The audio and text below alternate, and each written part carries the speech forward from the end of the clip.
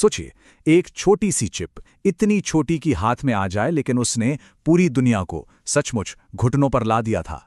तो चलिए आज इसी कहानी को समझते हैं कि कैसे उस एक संकट ने भारत के लिए एक नया टेक सुपर पावर बनने का रास्ता खोल दिया।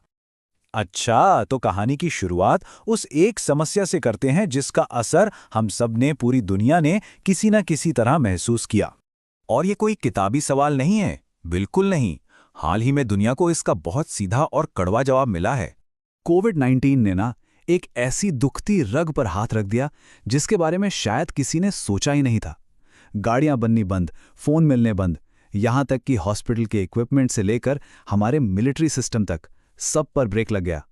कोई एक दो नहीं, 169 से ज्यादा इंडस्ट्रीज अचानक जैसे थम सी गईं।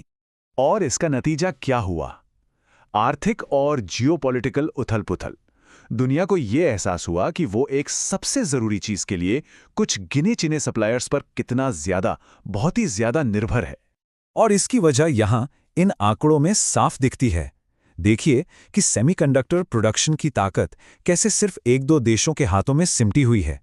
ताइवान अकेले 60% चिप्स बनाता है, और जो सबसे एडवांस चिप्स हैं उनका तो 90% से भी ज्यादा। अब आप सोचिए, इतनी ज्यादा निर्भरता एक टाइम बॉम्ब जैसी ही तो थी। तो जब ये ग्लोबल सप्लाई चेन का संकट आया ना, इसने भारत को एक बड़ा और बहुत ही निर्णायक कदम उठाने पर मजबूर कर दिया। और यहीं से आत्मनिर्भर भारत की रणनीति ने असल में जोर पकड़ा। देखिए, ये सिर्फ कोई सरकारी स्कीम नहीं है, बल्कि ये एक पूरी सोच है कि जो जरूरी सेक्टर्स हैं उनमें देश आर्थिक और तकनीकी रूप से आजाद हो। और इसका सबसे पहला और बड़ा असर हमें रक्षा क्षेत्र यानी कि डिफेंस सेक्टर में देखने को मिला। अब ये जो नंबर्स है ना, ये असल कहानी बताते हैं। पहले क्या था? 60% डिफेंस का सामान हम बाहर से मंगाते थे। अब टारगेट है कि इसे घटाकर 30% से भी कम कर दिया जाए। और ये होगा कैसे?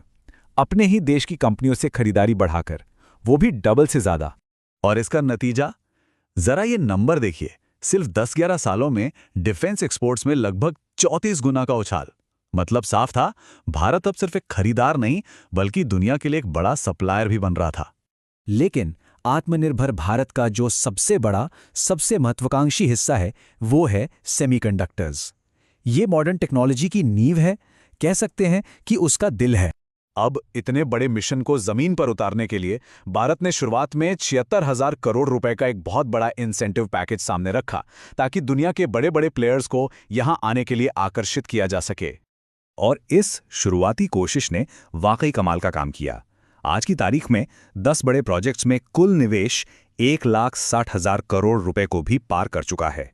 और जाहिर है, इतना बड़ा इन्वेस्टमेंट इसलिए आ रहा है क्योंकि भारत का अपना घरेलू बाजार भी बहुत तेजी से बढ़ रहा है।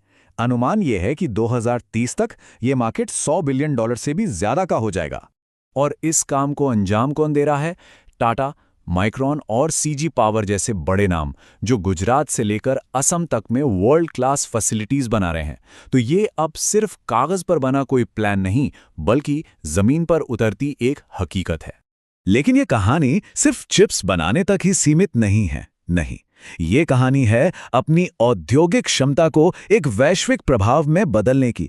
तो देखिए, एक तरफ जहां डिफेंस एक्सपोर्ट्स आसमान छू रहे हैं, 2014 के लगभग 700 करोड़ से 2030 तक 50,000 करोड़ का लक्ष्य, वहीं दूसरी तरफ भारत ग्लोबल स्टेज पर अपना डिप्लोमैटिक दबदबा भी बढ़ा रहा है।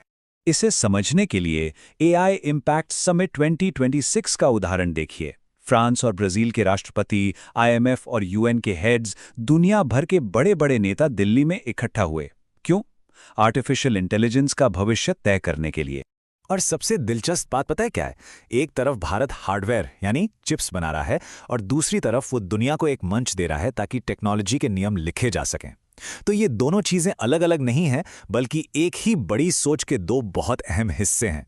हालांकि ये सफर आसान नहीं है। ये सब एक बहुत ही जटिल और मल्टीपोलर दुनिया में हो रहा है, जहां हर कदम बहुत सोच समझकर उठाना पड़ता है। और इस नई दुनिया में अपनी जगह बनाना एक मुश्किल बैलेंसिंग एक्ट की तरह है। ग्लोबल साउथ में लीडरशिप के दो अलग अलग मॉडल दिखते हैं। एक तरफ आर्थिक अवसर पर जोर है, तो दूसरी तरफ भारत रणनीतिक स्वायत्ता और सबको साथ लेकर चलने की बात करता है, एक ब्रिज बनाने की बात करता है। और इस बैलेंसिंग एक्ट में ट्रंप 2.0 जैसी अनिश्चितताएं भी शामिल हैं, जो ग्लोबल ट्रेड के समीकरणों को कभी भी बदल सकती हैं। मतलब साफ है, भारत को अपने पुराने रिश्तों और नई भू राजनीतिक सच्चाइयों के बीच एक बहुत नाजुक संतुलन बनाना होगा। तो इन सब के बाद आखिर में सबसे बड़ा सवाल यही उठता है कि आगे का रास्ता कैसा होगा। क्या भारत सिर्फ एक प्लेयर बनकर रहेगा या फिर एक ग्लोबल लीडर बनेगा? रोड मैप तो बिल्कुल साफ है। 2029 तक अपनी 75% जरूरतों के लिए चिप्स देश में ही बनाना, 2030 तक डोमेस्टिक मार्केट को $110 बिलियन तक पहुंचाना और 2035 तक दुनिया के टॉप सेमीकंडक्टर देशों में शामिल होने की एक बहुत बड़ी महत्वाकांक्षा। तो देखिए, ब्लूप्रिंट तैयार है, जमीन पर काम शुरू हो चुका है। पर अब देखना यह है कि क्या भारत अपने इस विशाल प्लान को हकीकत में बदलकर दुनिया का अगला ग्लोबल टेक लीडर बन पाएगा।